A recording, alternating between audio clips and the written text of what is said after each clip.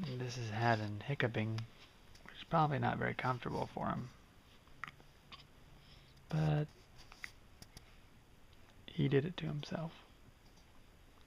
It's hard to imagine that a couple nights ago we were watching Haddon hiccup inside Katie, and now he gets to hiccup outside.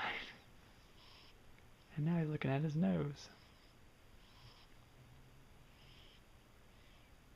He's very content right now.